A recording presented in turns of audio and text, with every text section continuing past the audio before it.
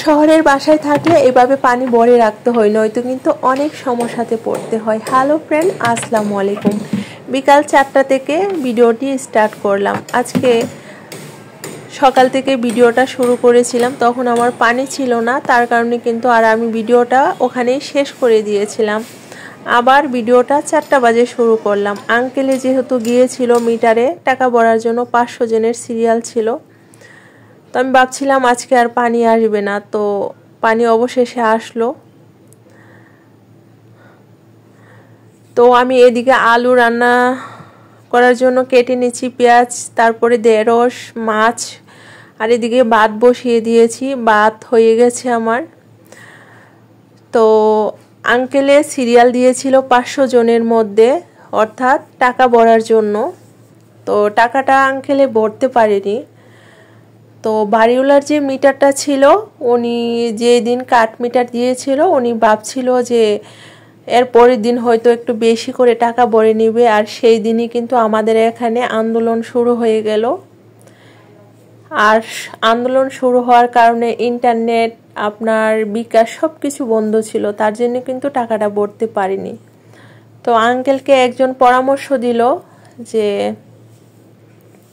Manager সাহেব, আপনার মিটারে টাকা আছে, তাহলে ওই মিটার থেকে আপনি পানিটা তুলে নেন, পরবর্তীতে আপনার বাড়িওয়ালার মিটারে টাকাটা ভরলে আপনি আর কি খরচ করবেন যতটা আপনি ভরে নিয়েছিলেন। তো আঙ্কেলের যেই কথা সেই কাজ, তার মিটার থেকে পানিটা ভরে নিয়েছিল। অবশেষে পানি আসার জন্য রান্নাটা শুরু করতে পারলাম। আর এই শুটকিটা দেখেছেন, এটা কিন্তু শীতল শুটকি। আমার আম্মু খুব ভালো সুন্দর একটা ভর্তা তৈরি করে, যদিও বা আমি আমার আম্মুর মতো তৈরি করতে পারি না, তারপরে একটু চেষ্টা করি। এটা কিন্তু গ্রাম এলাকায় অ্যাভেলেবেল পাওয়া যায়, তবে শহরে ওইরকম আর কি পাওয়া যায় না। তবে আমাদের আমরা যেখানে থাকি ওখানে পাশে বাজারে আর কি এটা বিক্রি করে। আগে কিন্তু এই শুটকিটা এখানে পাওয়া যেত না, তো এখন হঠাৎ দেখছি এটা পাওয়া যাচ্ছে এখানে। আর এদিকে কিন্তু আমি মাছ ভাজতে বসিয়ে দিয়েছি হলুদ লবণ দিয়ে, আর চুলায় একটা পাইপ্যান বসিয়ে দিয়েছি, গরম হতে থাক। তবে শুটকি ভাজার সময় অনেকেই অনেক সুন্দরভাবে শুটকি ভাজতে পারে না, আবার অনেকেই আছে শুটকি ভাজতে গেলে আর কি তায়ের মধ্যে লেগে যায়। তাদের জন্য আজকের এই টিপসটি। শুটকি ভাজার সময় আপনারা একটা কাজ করবেন, প্রথমে এই উপর থেকে একটু লবণ দিয়ে নেবেন। এতটা পরিমাণ লবণ দিবেন না, যতটা ভর্তা তৈরি করতে কাজে লাগে অতটাই দিয়ে নেবেন। তারপরে শুটকিটা বসিয়ে দেবেন, দেখবেন খুবই সুন্দর করে লেগে যাবে না, খুব সুন্দর ভাজা হয়ে যাবে। আজকে তো ভাবছিলাম যে হয়তোবা আজকে রান্না টান্না করতেই পারবো না, যেহেতু আমাদের এখানে কিন্তু আশেপাশে অনেকেই আছে যে কাঠ মিটারে টাকা ভরতে পারেনি বলে, বা এখানে সব কিছু বন্ধ ছিল আপনার বিকাশ থেকে শুরু করে, তার জন্য কিন্তু অনেকে 2-3 দিন ধরে অন্ধকার ঘরে বসবাস করছে, বিদ্যুৎ নেই। কাঠ মিটারটা এরকম হয়ে গেছে আপনার মোবাইলের ব্যালেন্সের মতো। আমরা যেমন মোবাইলে ব্যালেন্স করি, ব্যালেন্স ফুরিয়ে গেলে তারপর আবার ব্যালেন্স করতে হয় এইরকম। কিন্তু পরিস্থিতি এতটাই খারাপ ছিল, ব্যালেন্স করাই যাচ্ছিল না, সব কিছু নেট, ওয়াইফাই যা কিছু ছিল সব কিছু বন্ধ ছিল। আমাদের গ্রাম এলাকায় নাকি এরকম বন্ধ ছিল। আমার বোন ফোন করেছিল আমাকে, আমার আপু, বড় আপু বলছিল তাকে কাঠ মিটার দিয়েছিল, সে প্রথম দিন 100 টাকা ভরেছিল, তো সে ভাবছিল পরে আর কি ভরে নিবে। তারপরে তো নেট, ওয়াইফাই সবকিছু বন্ধ হয়ে গেছিল। গত 3 দিন যাবৎ তারা অন্ধকার ঘরে বসবাস করছে। আমার বোনের মতো অনেকেই আছে এরকম অন্ধকার ঘরে বসবাস করছে। এই তো এরই ফাঁকে কিন্তু আমার মাছগুলা ভাজা হয়ে গেলে আমি আলুগুলাকে ভেজে নিচ্ছি, আর এইদিকে কিন্তু শুটকিটাও আমি অল্প আছে ভেজে নিয়েছি।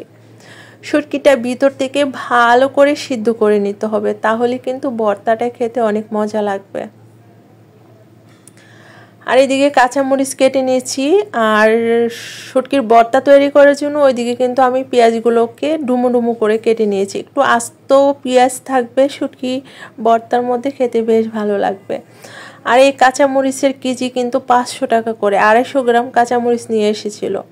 এখানে আস্ত শুকনো মরিচ নিয়ে নিয়েছি আজকে শীতল শুটকির ভর্তা তৈরি করার জন্য।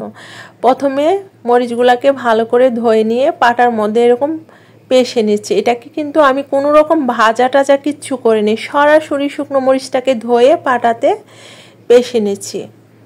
আমার মতো কে কে পছন্দ করে এরকম শুটকির ভর্তা তৈরি করে খেতে। আর এই পাশে কিন্তু আমি হাফ চামচ কাঁচা জিরা আর পেঁয়াজ দিয়ে একটু নাড়াচাড়া করে ভেজে নিয়ে পানি দিয়ে নেব। আর এখানে যা যা মশলা লাগে আর কি সব কিছুই দিয়ে নেব, যেমন আদা ও রসুন পেস্ট, হলুদের গুঁড়া, মরিচের গুঁড়া। আর আমি সব সময় আস্ত কাঁচা জিরা দিয়ে রান্না করি। অনেকে আছেন জিরা বাটা পাউডার খেতে ভালোবাসেন, তো আমার এরকম কেন জানি না একটু ভেজাল মনে হয়, তো আমি আস্ত জিনিসই রান্না করে ফেলি। যখন তেলের মধ্যে ছাড়ি না, অনেক সুন্দর ভালো একটা ফ্লেভার পাওয়া যায়। তো আমি সব কিছু দিয়ে ভালো করে কষিয়ে নিব। ঢেঁড়সের সাথে আলু মাছ একসাথে সব কিছু দিয়ে নিব, খুব সুন্দর করে কষিয়ে নিতে হবে। আর এদিকে কিন্তু আমার শুটকিটাও ভাজা হয়ে গেছে, আর ছোলা বুটটাকে দিয়ে নিয়েছি, এটাকে সিদ্ধ করে নিব, অনেকটাই সময় লাগবে। আর এদিকে ভেন্ডি আলু মাছ কষিয়ে নিয়ে আমি পানি দিয়ে নিয়েছি, বাস এটা সিদ্ধ হলেই নামিয়ে নিব। আর এদিকে কিন্তু শুটকির ভর্তাটা আমার তৈরি করা হয়ে যাচ্ছে। ভেজে রাখা শুটকিটা দিয়ে নিয়েছি, তারপর এটাকে ভালো করে শুটকিটাকে ভালো করে পেষতে হবে, কারণ শুটকির মধ্যে কিন্তু কাঁটা থাকে। অনেকে আছে ছোট মানুষ বা মুরব্বীরা আছে, তাদের গলায় কাঁটা আটকাতে পারে বা বড়দের গলায়ও কাঁটা আটকাতে পারে, তার জন্য কাঁটাটাকে ভালো করে পেষে নিতে হবে। তো আমি ভালো করে এটাকে পেষে নেব। আর কার কার এরকম ভর্তা দেখে লোভ লাগছে আমি কিছু বলতে পারবো না, যদি আপনাদের জিভে জল চলে আসে। তো আস্ত পেঁয়াজগুলো আমি একটা পেঁয়াজকে 4 ভাগে কেটে নিয়েছিলাম। এইভাবে পেঁয়াজ একটু আলতো হাতে থেতলে নিলে, এরপরে একটু পেষে নিলেই দেখবেন পেঁয়াজগুলো একটু দানা দানা থাকবে। সেই ভর্তাটা খেতে কিন্তু বেশ ভালো লাগবে। আর লবণটা কিন্তু আমি শুটকি ভাজার সময় কিন্তু লবণ দিয়ে নিয়েছিলাম, তো এখানে কিন্তু কাঁচা লবণ দেওয়ার কোনোই প্রয়োজন নেই। লবণটা কিন্তু আমরা ভেজেই দিয়েছি শুটকি ভাজার সময়। তারপর যদি লবণ লাগে আপনারা দিয়ে নিতে পারেন। অনেকেই আছে কাঁচা লবণ খেতে পছন্দ করে না, তারা কিন্তু এইভাবে শুটকির সাথে লবণটা দিয়ে ভেজে নেবেন। তবে আমার তো শুটকির ভর্তা সেই লাগে। তবে আরেকটা সিক্রেট আছে, আমি ছোটবেলায় দেখেছি আমার আম্মু বা আমার নানু দাদুদের এরকম একটা শুটকির ভর্তা তৈরি করার পরে তারা লাস্ট মুহূর্তে কি একটা করে, সেটাই শেয়ার করব আপনাদের সাথে। তো শুটকির ভর্তাটা তৈরি করা হয়ে গেছে, কে কে খাবেন চলে আসেন। এদিকে আমার ভাতও হয়ে গেছে। বিসমিল্লাহ বলে 1 চামচ ভাত নিয়ে নিয়েছি পাটার উপরে।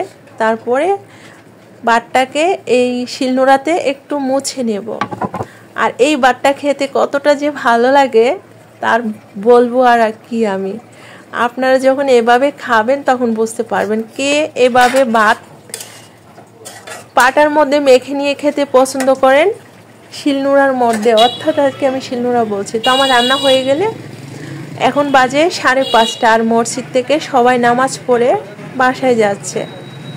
অনেকেই দেখতে পাবেন মাথার মধ্যে টুপি দিয়ে রাখছে, তো ওনারা নামাজ পড়ে বিকালবেলা বাইরে হাঁটতে বের হয়েছে। কেউ নামাজে এসেছিল, আবার কেউ নামাজ পড়ে বাসায় যাচ্ছে, কেউ রাস্তায় দাঁড়িয়ে আছে। এখনো পর্যন্ত কিন্তু আমার দুপুরের খানা হয়নি। তো আমি গোসল করে নামাজ পড়তে চলে আসলাম। আসরের নামাজটা পড়ে তারপরে দুপুরের খানাটা শুরু করব বিকালবেলা। তো যেহেতু অনেকটা লেট হয়ে গেছে, এখন আর বেশি খাবো না। তবে ভর্তা দেখে কিন্তু একটু লোভ সামলাতে পারছি না। পাটা শিলনোড়াতে যে ভাতগুলো ছিল সেগুলো তো আমি খেয়ে নিয়েছি, আবার ভাত নিয়ে বসে পড়েছি আমি। কার এরকম ভর্তা দেখে লোভনীয় লাগছে? বিসমিল্লাহির রহমানির রহিম। অনেক মজা হয়েছে। খাওয়া দাওয়া শেষ করে আমি আপনাদের সাথে আরেকটা জিনিস শেয়ার করব, সেটা আপনাদের বেশ ভালো লাগবে। যদি শেষ পর্যন্ত ভিডিওটি দেখে থাকেন তাহলে সব কিছু জানতে পারবেন। এখনো পর্যন্ত যারা ভিডিওটিতে একটি লাইক দেন নাই, প্লিজ ভিডিওটিতে একটি লাইক দেওয়ার অনুরোধ রইল। ভিডিওটি ভালো লেগে থাকলে ফ্যামিলি এবং ফ্রেন্ডদের মধ্যে শেয়ার করে দেবেন। আপনাদের একটু সহানুভূতি আমাদেরকে অনেক দূর এগিয়ে নিয়ে যাবে, তাই ভিডিওটিতে একটা লাইক দিয়ে ভিডিওটি শুরু করবেন। আচ্ছা, আমার কথা যদি কোনো ভুল হয়ে থাকে সুন্দর ক্ষমার দৃষ্টিতে দেখবেন। নামাজ পড়ে আমি কড়াইয়ের মধ্যে তেল দিয়ে তারপর পেঁয়াজ দিয়ে নিয়েছি। এখন কি করছি দেখেন, আস্ত কাঁচা জিরা দিয়ে নিয়েছি আর আদা ও রসুন পেস্ট দিয়ে নিয়েছি, হলুদের গুঁড়া, মরিচের গুঁড়া একদমই দিব না। এখানে মাংসের মশলা দিয়ে নিয়েছি, গরম মশলা দিয়ে নিয়েছি। আমি প্যাকেটের মাংসের মশলা ব্যবহার করেছি। সামান্য পরিমাণ পানি দিয়ে তারপরে আস্ত কাঁচামরিচগুলা একটু যে কেটে নিয়েছিলাম সেগুলাকে দিয়ে নিয়েছি। আর এইভাবে কাঁচামরিচটা দিলে একটু সবুজ সবুজ থাকবে, দেখতে বেশ ভালো লাগবে। তারপরে আলুগুলা সিদ্ধ করে রেখেছিলাম সেগুলোকে একটু থেতলে নিয়ে ছোলা সিদ্ধগুলাকে দিয়ে বাস নেড়ে চেড়ে হয়ে গেল আমার সন্ধ্যাবেলার নাস্তা। আমি আপনাদেরকে একটু পরিবেশন করে দেখাচ্ছি। এই ছোলাটা কিন্তু মানে ছোলা ছিল, ছোলাটা যে খোসা থাকে ওইটা আমার কাছে ছিল না। যেটা ছোলা মানে কি বলবো আমি বলেন তো, যেটার খোসা থাকে না সেই ছোলাটা ছিল। তো এই তো আমার হয়ে গেছে সন্ধ্যার নাস্তা। এখন আমি সন্ধ্যা হলে মাগরিবের নামাজ পড়ে আর কি নাস্তাটা শুরু করব। মাগরিবের নামাজ আমার পড়া হয়ে গেছে আর চলে এসেছি আমি নাস্তা তৈরি করার জন্য। একটা টমেটো কেটে নিয়েছি। টমেটো খেতে তো আমার বেশ ভালো লাগে, তবে এখন টমেটোর দাম প্রচুর, তার কারণে কিন্তু ওইরকমভাবে আর খাওয়া হচ্ছে না। তারপর ভেজে রাখা ছোলা বুট, চানাচুর, মুড়ি দিয়ে মেখে নিয়ে খেয়ে নিব।